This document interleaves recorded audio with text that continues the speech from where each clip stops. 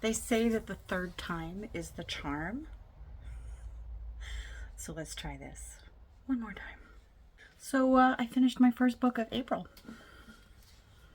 Black Leopard, Red Wolf. I have thoughts.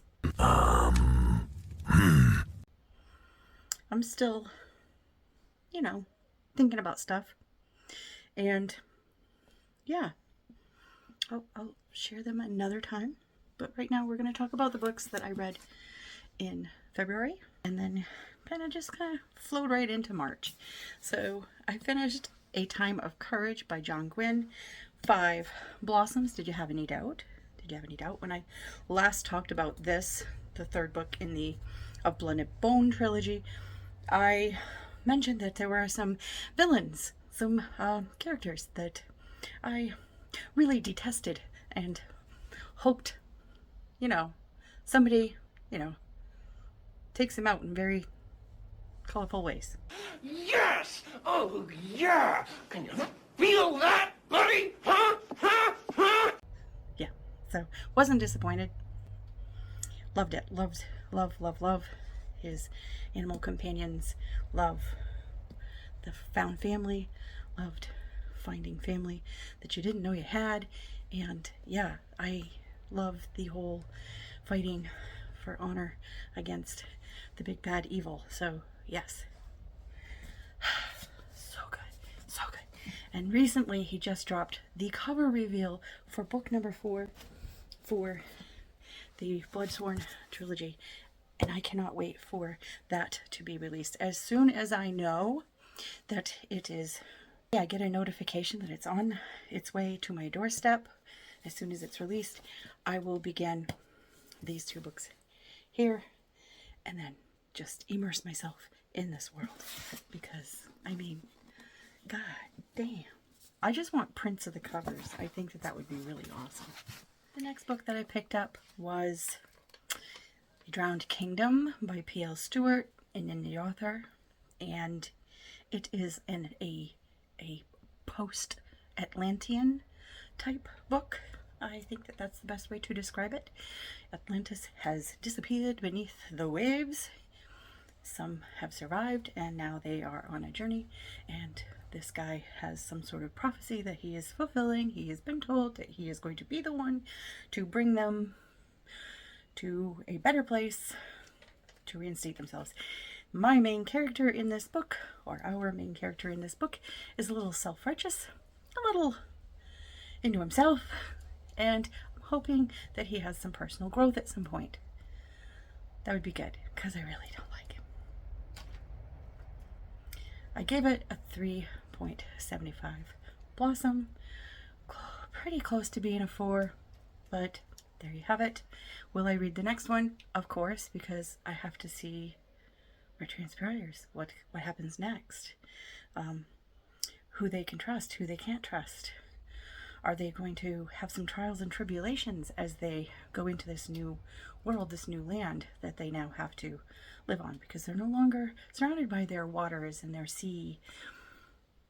So let's see how they do they fit in, kind of thing. So yeah, moving on. I stepped into Ryan Cahill's world again from the Bound and the Broken series with Of Darkness and Light, which is book 2 in that saga. I love this saga so much, this series so much. I want to immerse myself in that world so completely. I got the audiobook so that I could read along with it. The books are chunky. I don't have the physical ones. I want them. I have them on ebook. So I read along with the ebook to the audiobook, and I had such a good time.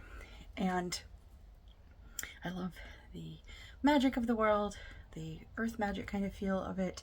I love the found family again, animal companions, even though one of them is a dragon. Yes, dragon riders, bonds, all that stuff. It's, dare I say, better than Aragon was. This is for adults.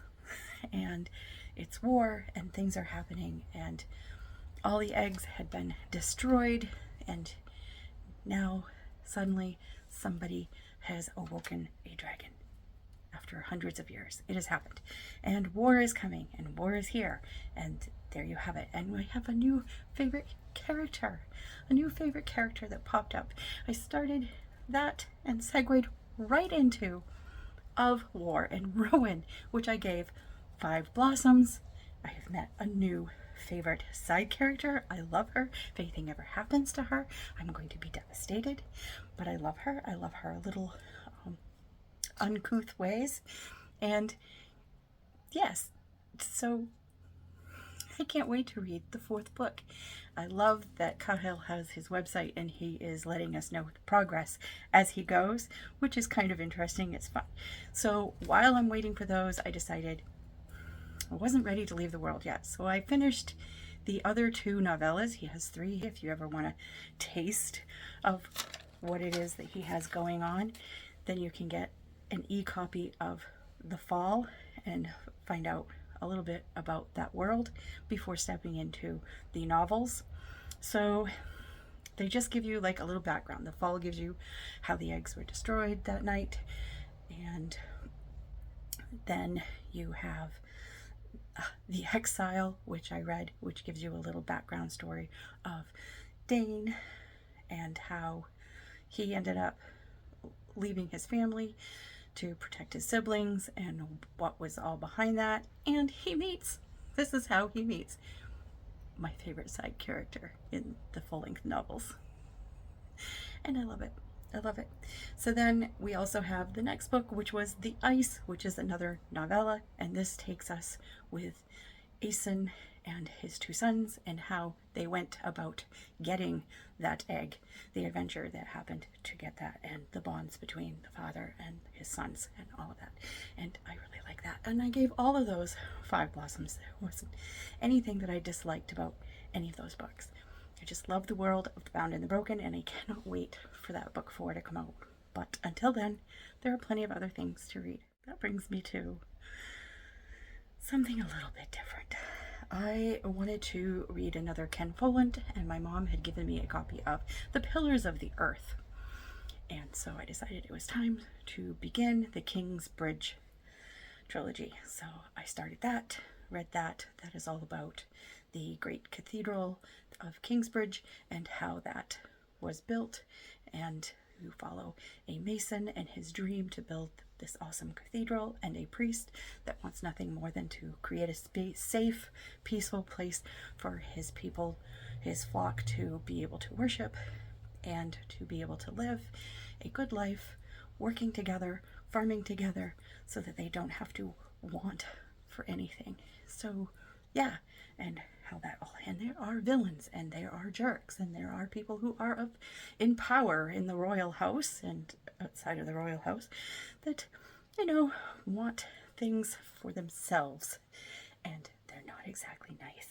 And again, you've got detestable villains. Years go by before something big and nasty finally comes up that's worse than they are and takes them out, which I love.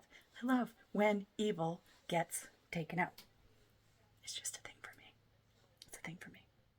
The next book that I picked up, I needed a buzzword. It needed to be somebody's name. So I chose Rosie's Traveling Tea Shop. That's right. It is about Rosie. She is a woman who suddenly becomes part of the divorced women of the world, and the decisions that she makes one night after having a little too much wine that will change her life forever and for the better eventually. It all works out. It really does. Her husband, though, is a piece of poop, and I wish him all the worst. I do. So there's that. And then you have her, who is just awkward around people in general, and she meets a guy, of course, because it's a rom-com, and I was up for it. Was it sexy time? No, but you did have a few steamy moments. It's very awkward moments that were very, very funny, and I'm looking forward to reading the rest of these books. There's like a whole little series of them, so I'm gonna read them. And it is by, oh gosh, what was her name? Rebecca. Oh,